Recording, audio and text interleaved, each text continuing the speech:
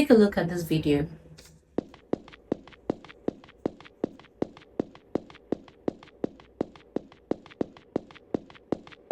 Simple, right?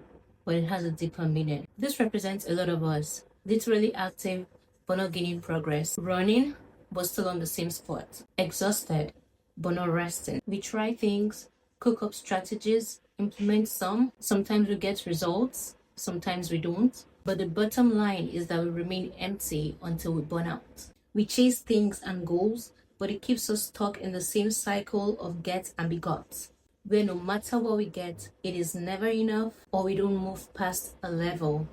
And this leads to three major things: burnout, emptiness, and loss of time and productivity. Yes, I added time and productivity as one because when you lose time, you lose productivity. One major sign that you're in this space is being in a state of constant, continuous worry. You worry about food, you worry about water, you worry about clothing, you worry about shelter, you worry about tomorrow. This is regardless of if you have these things or not. There is just a deep-seated desire to keep getting or even just to get, and which is fine, but it depends on how you get, because before long, you're in a cycle of getting and being gotten. The way out: do nothing. Yes, do nothing. Now I have this image here of this person who is toiling, hustling, doing the most, trying to get things, but it just leads to burnout and no productivity. And this person here gets this idea or this target or a goal, and then they're in the state of rest. Why? Because they know that from the state of rest, they will gain clarity and productivity. So that's the difference between the both of them. This person is toiling and it's all leading to burnout, while this person is in a state of rest, but then they're productive. And I'll show you how. Most times we ascribe doing nothing to being passive, idling away, or just being avoidant. And while doing nothing when you have a goal, a target, or an idea may seem counterintuitive, it is actually the one way to get things done. And there's something that I like to call it tele-driving. I know in another instance this has a whole other meaning, but what I mean by this in this context is simply working through the motions of a process, possible strategies and outcomes of that idea or target, first within before you try it without. The reason why hitting the bullseye in a particular venture and getting the necessary fulfillment and growth seems like such a hassle is because when you get a goal or a target or an idea, you set out to hustle, feeding that system of hustling and striving and toiling without taking the time to tele-drive yourself through the path that would lead to overall fulfillment, where you see productivity, you see values, you see results, tangible results, and within you feel fulfilled at the same time. Your mind will answer most questions and prevent burnout if you take the time to just stay and engage your mind regarding these things. Just like this image here, where this person decides to sit and rest, tele-driving, because this is not a passive situation, it's actually active. They are tele-driving their path through to the point of getting productivity, where they see things and they gain momentum, they gain actual drive before they set out to work. Well, this person gets an idea or a target, a goal, and then they just set out to hustle.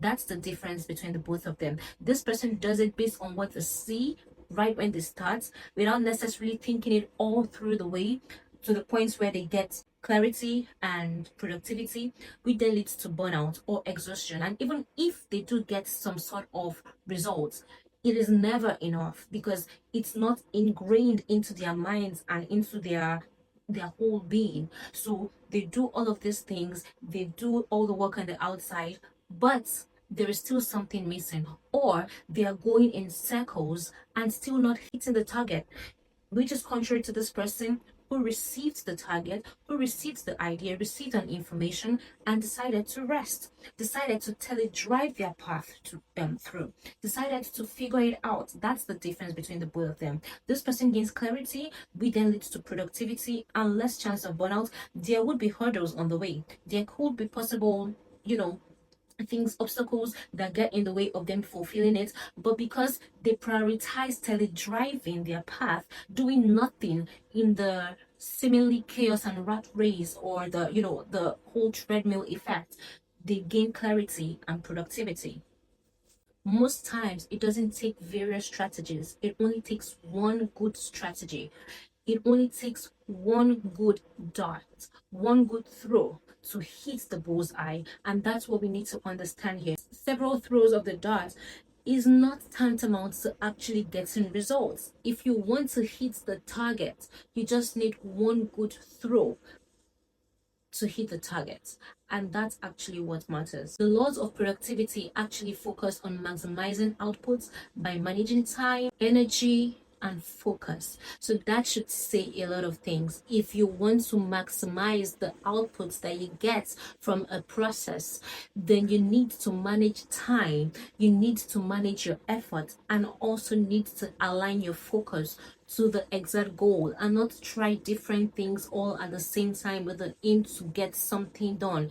You just need one good strategy to get the most result out of every situation. In fact, the 80-20 rule states that roughly 80% of results come from 20% of efforts.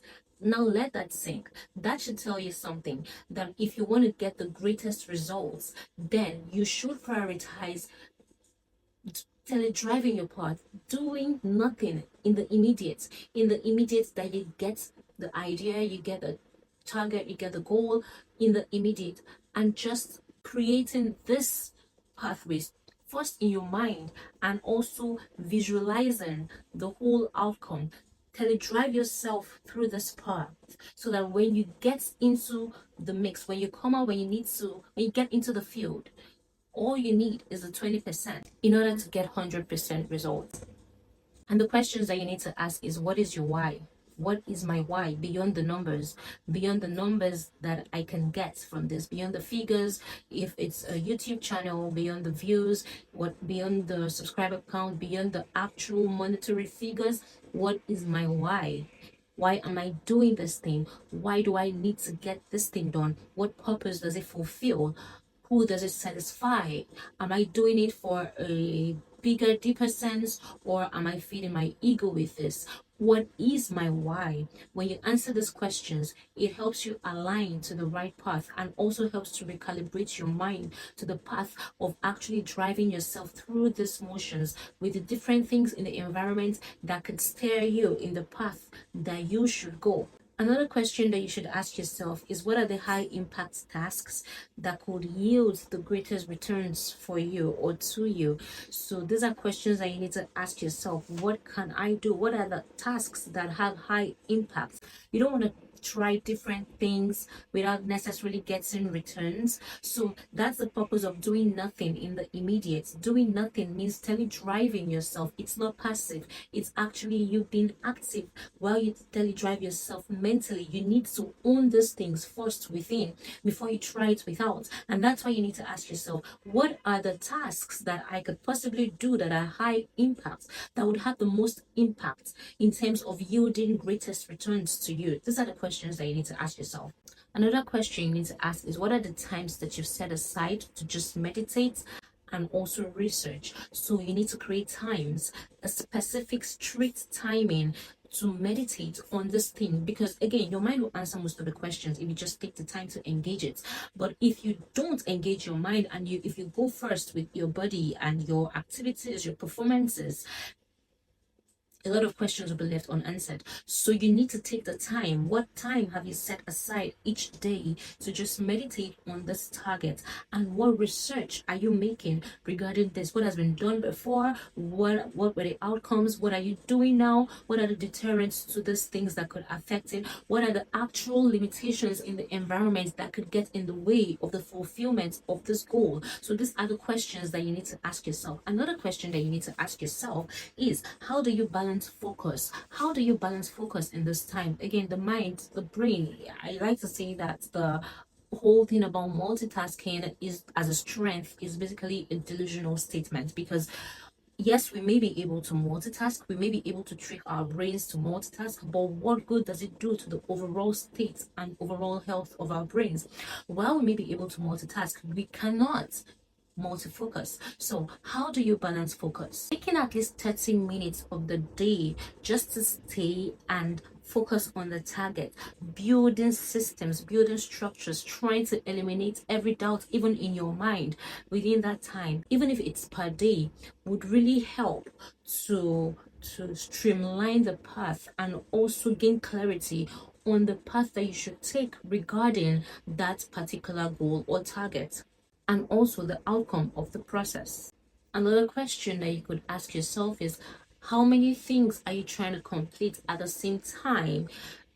Doing a lot of things, like I said earlier, would not necessarily guarantee success, but taking one thing and completing it, no matter how small it is, so you build momentum. You start from the smallest and you grow on that, you build on that. So taking one thing and working it through in your mind, completing it even outwardly, is what you need to guarantee success. That is what guarantees success.